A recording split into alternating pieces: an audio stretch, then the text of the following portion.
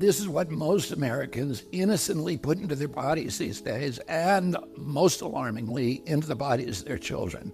And it's no coincidence that Americans die earlier than Canadians or Germans or Italians or Japanese or Koreans or Australians or most any other comparable country. And it wasn't always that way. Until the early 1990s, our life expectancy was the same or better than other developed countries. Then suddenly, more and more Americans began suffering from chronic diseases, from obesity, cancer, diabetes, kidney disease, Alzheimer's, heart disease, and all kinds of autoimmune diseases. Our maternal mortality rate soared to the highest of any developed country on earth. Same with infant mortality. Like the frog in the slowly boiling water, we didn't really notice as we got sicker and sicker. We've grown now to accept chronic disease conditions as normal. But now, in 2024, we're finally waking up to this cataclysm, and we're asking ourselves, how in the world did this happen? Well, a big part of it is our diet. Restaurants that serve contaminated food are fined or shut down. But when it's the government that approves the poisons in our food, a few people get very, very rich, and the toxins end up in every supermarket aisle. Let me show you what I mean. Doritos, Cheez-Its, Cap'n Crunch, gummy bears. Everyone knows that these are junk foods, so maybe you wouldn't be too surprised to see that the ingredients include a lot of poisons, including a harmful yellow dye called tartrazine, or yellow dye number 5. What you may not know is that this dye was originally made out of the sludge that's left over when you turn coal into coke for blast furnaces.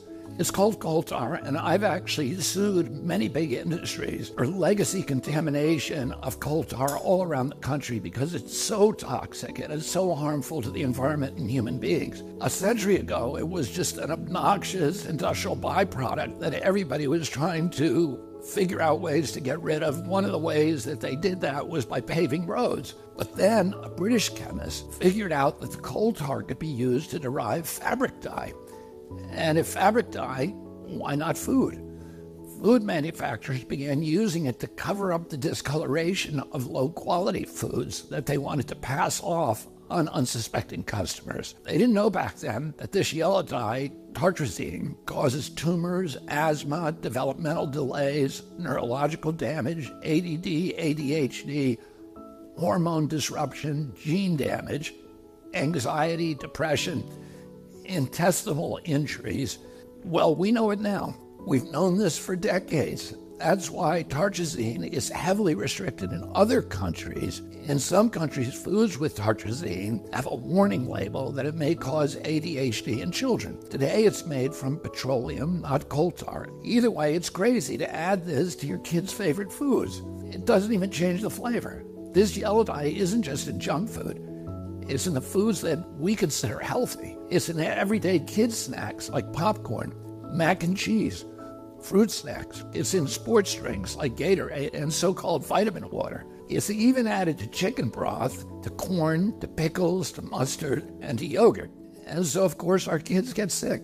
And we lovingly feed them chewable vitamins which have, surprise, tartrazine.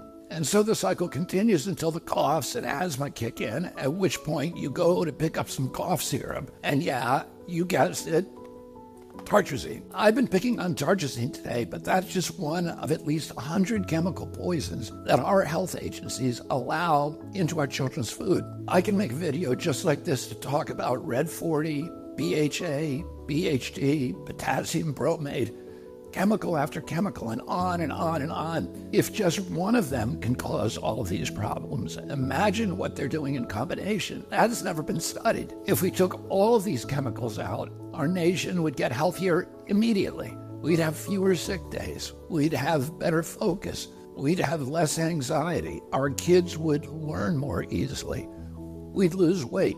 We'd have more energy. We'd have fewer tumors and longer lives. It's not all dark. Over the past 16 years, the government has banned 8 chemical additives that cause cancer, genetic damage, asthma, and many of the other health conditions as tartrazine does. And you know what's interesting? All 8 of those crucial steps forward in our kids' health were taken under President Trump. But the Democrats who claim to be all about health care have stood by watching other countries ban these poisons and make our kids sick, asthmatic, hyperactive, and depressed. They left them on every supermarket shelf in America. They even used your tax money to put them in your kids' school lunch. So their big food and their big ag donors probably gave them all that golden handshake and the big money hug. And their big pharma donors probably called them up and thanked them also, because now they're going to make billions selling Adderall, Prozac, and rescue inhalers. Enough is enough. President Trump and I are going to stop the mass poisoning of American children. Together, we're going to make America healthy again.